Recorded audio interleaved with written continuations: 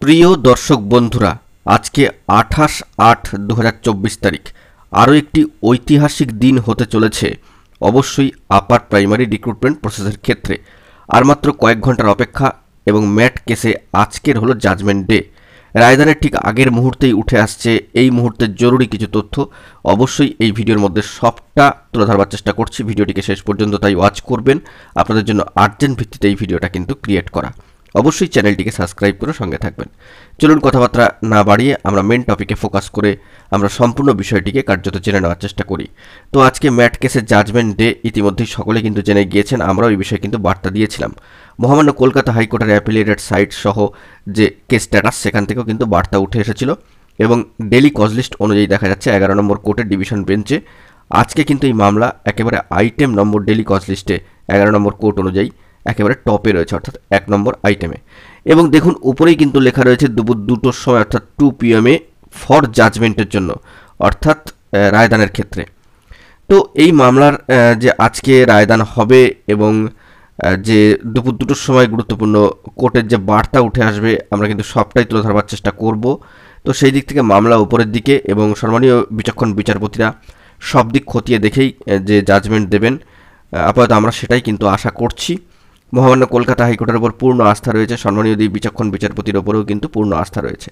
যোগ্য বঞ্চিত চাকরি প্রার্থীরা তাদের ন্যায্য পাওনা ফিরে পাক এবং যোগ্য প্রার্থীরা স্কুল পৌঁছাক, এই আশাই আমরা রাখছি। তো সব মিলিয়ে বলা যেতে পারে এই রায়দান আসার আর মাত্র কয়েক ঘন্টার অপেক্ষা, তার আগেই কিন্তু উঠে আসছে বিশেষ গুরুত্বপূর্ণ কিছু তথ্যাদি। তো যে বিষয়টি জানা যাচ্ছে যে আজকে আপার প্রাইমারির ক্ষেত্রে 2016 সালে বিজ্ঞাপিত শিক্ষক শিক্ষিকা নিয়োগ মামলার বুধবার দিন দুপুর 2টোয় 28/8/2024 তারিখে মহামান্য কলকাতা হাইকোর্টের সম্মানীয় বিচারপতি তপব্রত চক্রবর্তী মহাশয় এবং সম্মানীয় বিচারপতি পার্থসারথী চট্টোপাধ্যায় মহাশয়ের ডিভিশন বেঞ্চ চূড়ান্ত রায়দান করবেন, এরকমই একটি বার্তা উঠে আসছে মহামান্য কলকাতা হাইকোর্টের সাইট সহ সামাজিক গণমাধ্যমের সূত্র ধরে।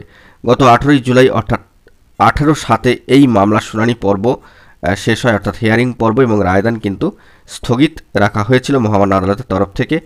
14,339টি শূন্য পদের জন্য গত বছরের 23 আগস্ট 13,334 জনের মেধা তালিকা কার্যত প্রকাশ করে স্কুল সার্ভিস কমিশন বা SSC।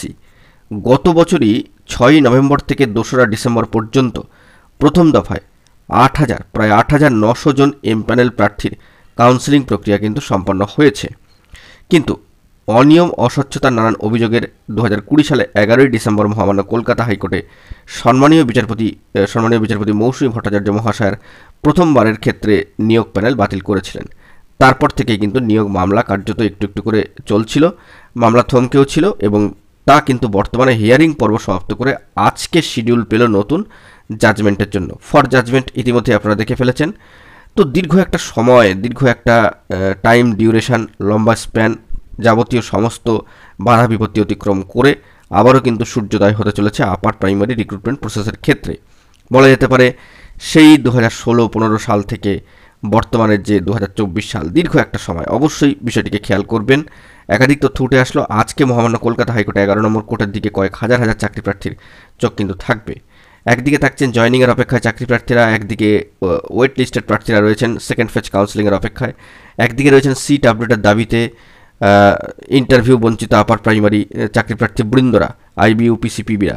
পাশাপাশি রয়েছেন ট্রেনিং আপডেটের এবং সিট আপডেট সহ নিয়োগের দাবি জানিয়ে যোগ্য বঞ্চিত চাকরি প্রার্থীরা, নবশিক্ষা সংগঠন। তো সব মিলিয়ে বলা যেতে পারে বিশেষ গুরুত্বপূর্ণ বার্তা আজকে উঠে আসে কিনা সেই দিকে কিন্তু আমাদেরকে লক্ষ্য রাখতে হবে। এবং দীর্ঘ যে সময়সীমা অতিক্রান্ত হলো তার পরবর্তী ক্ষেত্রে আপার প্রাইমারি মামলার যে আজকে রায়দানের যে সম্ভাব্য সময়সীমা চলে এসেছে, ডেডলাইন চলে এসেছে, এটি কিন্তু অত্যন্ত গুরুত্বপূর্ণ একটি দিক। তো দেখা যাক কাউন্সেলিং সম্পন্ন করা প্রার্থীরা, স্কুল বাছাই করে রয়েছেন যে সমস্ত প্রার্থীরা, তাদের জন্য আজকে ভাগ্যের দরজা খুলতে চলেছে কিনা। সব দিকে আমরা খেয়াল রাখছি, গুরুত্বপূর্ণ তথ্য পেলে সবটাই কিন্তু প্রোভাইড করবো। এখন এই পর্যন্ত গুরুত্বপূর্ণ আপডেটগুলি পাওয়ার জন্য চ্যানেলটিকে সাবস্ক্রাইব করে সঙ্গে থাকুন। ধন্যবাদ।